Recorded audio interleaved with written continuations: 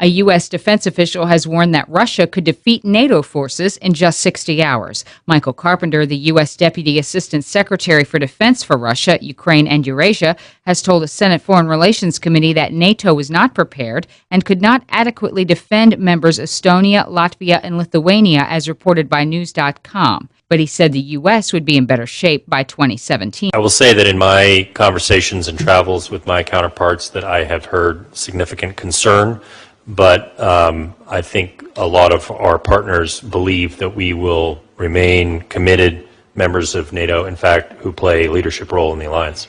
The Russians are able to move huge formations and lots of equipment a long distance very fast. There's snap exercises that they do. I personally am surprised each time they do it. And so you can see why that scares. You mean about the speed and scale that they can bring to bear? Yeah, when they 20,000 troops, a lot of equipment shows up on the border of a NATO country or maybe somebody like Georgia or Ukraine, that is concerning. The Russians have what we call freedom of movement on interior lines. They can move anywhere inside Russia as fast as they want.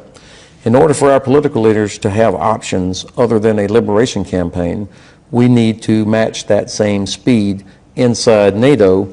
You don't have that speed today. No. We need what I would call a military Schengen zone that would allow the military to move inside. A British convoy, an American convoy, a German convoy should be able to go anywhere inside NATO in order to have the same freedom of movement. And I'm talking about 3 days.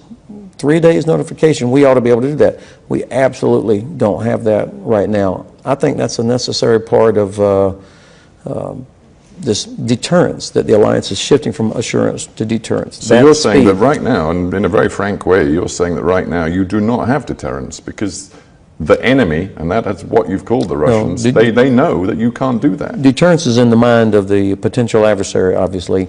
We absolutely do have deterrence, but I'm uneasy about my ability to assemble quickly or for others to be able to assemble quickly. And so I'm going to continue trying to explain why this matters. It's not for our convenience, it's for the ability to give political leaders options short of having to do a liberation campaign.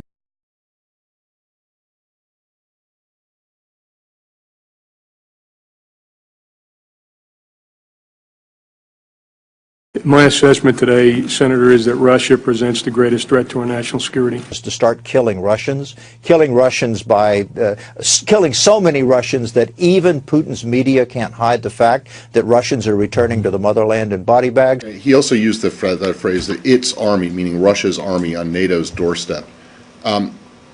Why is that?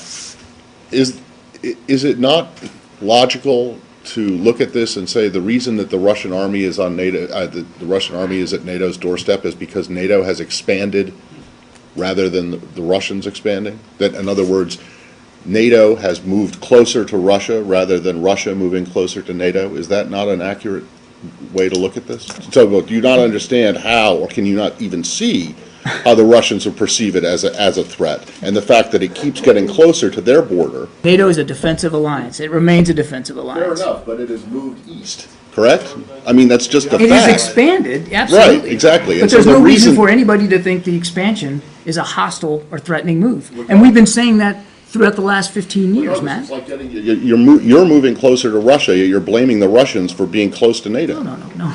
That's exactly what and an increased number of Russian forces inside of Ukraine. I don't like to use numbers because the minute you use a number, it's going to be exactly wrong. And our intelligence is not perfect.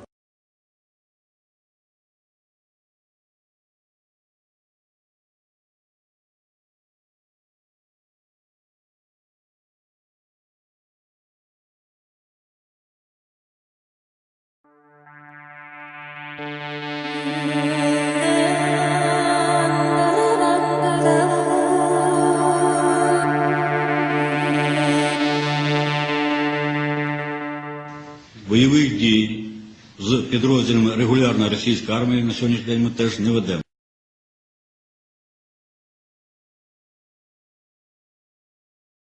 Зокрема, до речі, я можу сказати, що з початку воєнного конфлікту нами віддокументовано участь 56 росіян. 56 громадян Росії, які воювали проти нас.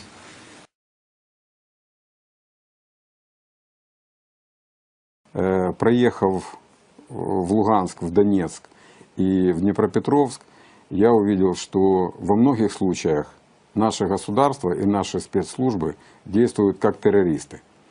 Но этого не хотят определенные силы, которые на данный момент просто делят Украину или зарабатывают деньги на войне.